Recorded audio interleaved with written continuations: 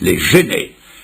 Mais savez-vous que dans le chapitre suivant, il est écrit qu'il voulait aussi mettre Lazare à mort. Il voulait le renvoyer d'où il venait. Le Seigneur l'avait réchauffé, eux, ils voulaient le refroidir. C'est comme ça, et il faudra vous y faire. La haine qu'ils ont contre le Maître rejaillit sur celui qui est l'objet de sa sollicitude. Jésus nous l'a dit d'avance, ce qu'ils ont fait au bois vert, ils le feront au bois sec. Alors vous voilà prévenus, mes amis, candidats à la résurrection. Du côté de Dieu, je peux tout vous promettre, tout. Mais du côté des hommes, je ne vous promets absolument rien, rien, si ce n'est l'incompréhension, la moquerie, l'opposition et même parfois la haine. Je vois aussi une autre chose, c'est que le miracle dans les trois cas a été instantané. À l'instant où Jésus a parlé, le miracle s'est fait. Jeune homme, lève-toi. Il s'est levé. Jeune fille, lève-toi. Elle s'est levée. Lazare sort. Et il est sorti. Le salut, c'est pareil. Le salut, ce n'est pas attendre, c'est croire. Il n'est pas dit « attends et tu seras sauvé ». L'Écriture dit « crois et tu seras sauvé ». Et l'Écriture nous présente le salut comme quelque chose d'instantané, quelque chose d'immédiat. Oh, bien sûr, le cheminement qui nous conduit au salut peut être long, mais dès le moment où nous comprenons le sens, le pourquoi de la mise en croix de Jésus, où nous nous approprions pour nous-mêmes le salut qui est en Jésus-Christ, à cet instant-là, nous sommes sauvés. Et le meilleur moment pour croire, c'est celui où Jésus parle. Et l'Écriture dit, « Aujourd'hui, si vous entendez sa voix, n'endurcissez pas votre cœur. » Et aujourd'hui, pour chacun ici présent, le meilleur moment pour le salut, c'est maintenant. J'apprends encore autre chose. C'est que Jésus a donné la puissance de faire ce qu'il commandait. Quand il a dit à la jeune fille « Lève-toi », elle a pu se lever. Quand il a dit à Lazare « Sors », Lazare a reçu la puissance de sortir. C'est-à-dire que Jésus-Christ donne une puissance égale aux ordres qu'il donne. Et quand Dieu ordonne à un homme de se repentir, il lui en donne la possibilité.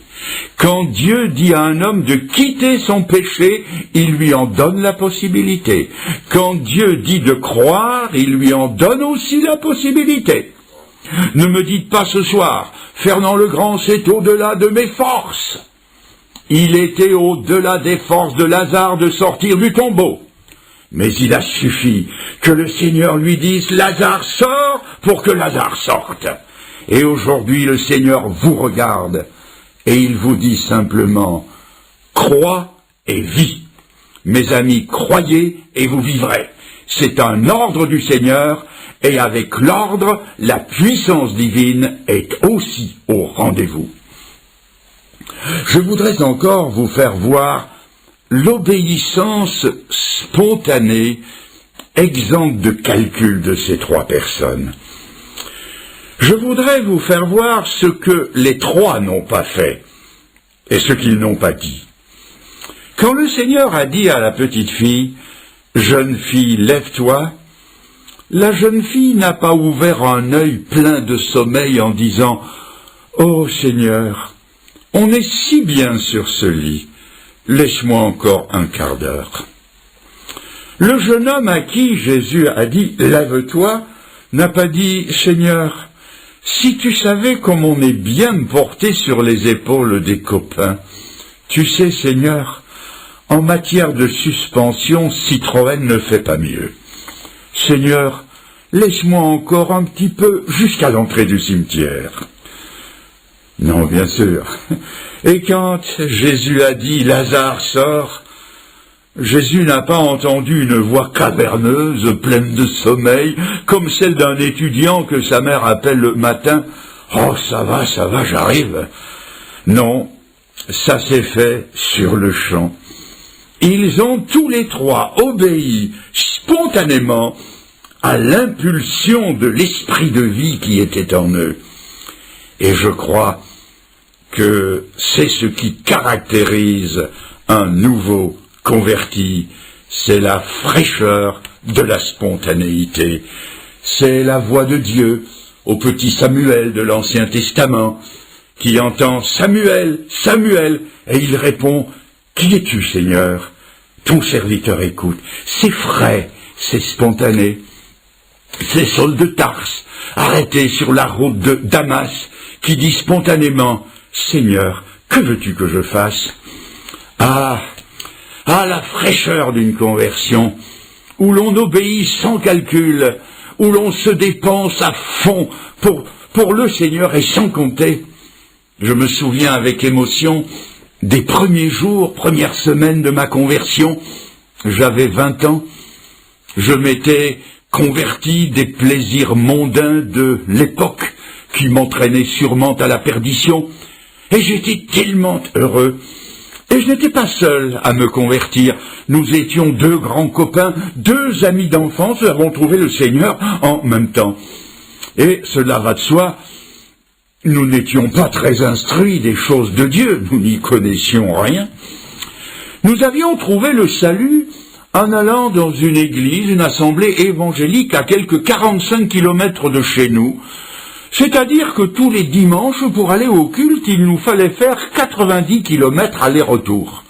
37 kilomètres de train, 2 kilomètres de marche et 5 de tramway, multipliés par 2. Ce n'était pas la porte à côté, mais nous le faisions avec joie.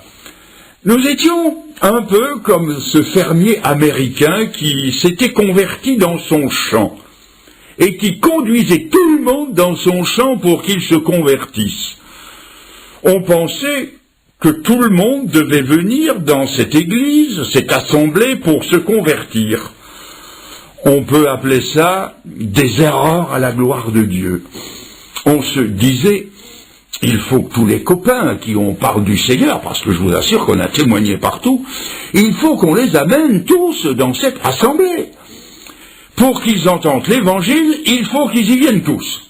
Donc faire 90 kilomètres aller-retour, mais étant étudiants, lui et moi, nous avions tout juste assez d'argent de poche pour payer notre train. Comment alors payer le train des copains qui avaient encore moins de sous que nous? On s'est creusé les méninges pour savoir ce qu'on allait faire pour avoir des sous. Nous avons décidé de rassembler des blocs de marbre, de les polir, de les assembler, d'astiquer une trompette, de vendre le tout pour avoir des sous pour amener les copains à l'église. Vous souriez, c'était très frais, très spontané, des bêtises quoi, des bêtises à la gloire de Dieu. Je vous vois sourire, moi aussi. Bien sûr qu'il y avait derrière ces idées généreuses, une dose massive de naïveté et d'ignorance.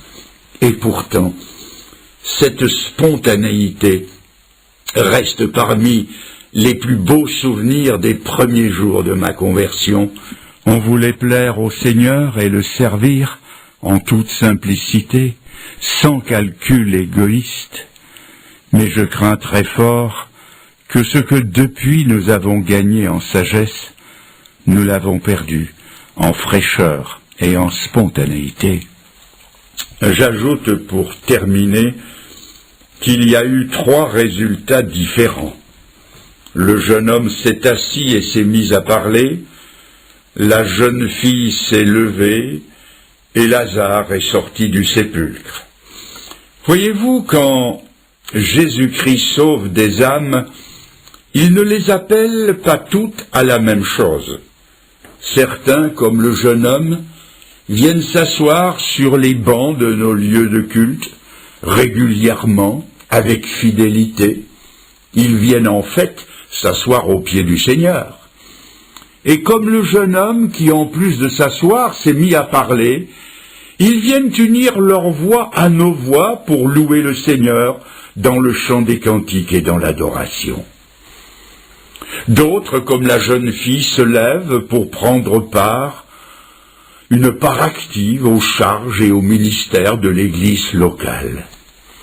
D'autres, comme Lazare, sortent. Ils sortent pour porter l'Évangile jusqu'aux extrémités du monde en qualité d'évangélistes, de missionnaires, de pasteurs. Chaque conversion produit des résultats différents. Je ne sais pas à quoi le Seigneur vous appelle. C'est une affaire qui se jouera entre vous et lui. Je sais simplement que le Seigneur vous appelle d'abord au salut. Voulez-vous donc répondre à son premier appel et lui dire « Seigneur, je suis d'accord que tu me tires de ma mort spirituelle, d'accord de recevoir de toi la vie éternelle, je suis d'accord que tu me sauves, que tu me transformes, je choisis d'aller avec toi jusqu'au bout et d'en prendre les risques. » Je vous ai dit qu'en clôture de soirée, je vous demanderai quelque chose de difficile. Levez la main en signe que vous ajoutez foi au message de l'Évangile. Nous allons donc dans un instant avoir 1 minute de recueillement que j'appelle parfois 1 minute de vérité. Devant Dieu, vous ferez le point dans votre vie. Vous choisirez intérieurement et vous le démontrerez publiquement par un bref mais décisif lever de main. Cela voudra dire que dans la main tendue du Seigneur vous mettez la vôtre. Ensuite, je prierai pour vous. Ne faites pas le geste pour me faire plaisir. Et si vous ne voulez pas faire affaire avec Dieu, ne levez pas la main. N'ajoutez pas une nouvelle légèreté à toutes les autres. Le Seigneur, lui, veut faire affaire avec vous. Recueillons-nous maintenant.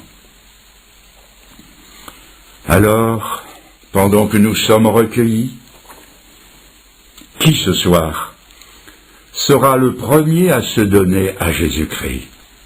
Alors qui lève la main d'un geste décidé, franc? Qui? Eh bien oui, j'en vois 1, 2 mains qui se lèvent. J'en vois plusieurs autres, et plusieurs autres encore. Mes amis, que Dieu bénisse votre décision. Et j'insiste, y a-t-il encore quelqu'un? J'insiste, encore une fois.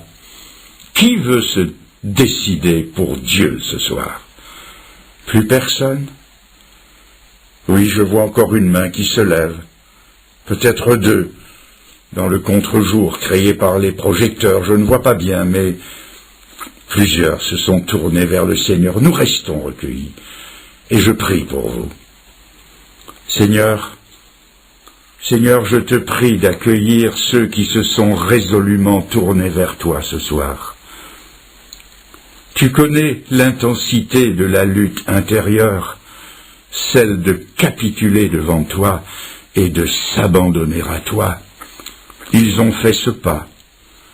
Tu as promis que tu ne mettrais pas dehors celui qui viendrait à toi. Seigneur, assure-les de ton pardon. Mets en eux l'assurance de la vie éternelle. Donne-leur ton Saint-Esprit pour qu'ils puissent marcher en nouveauté de vie.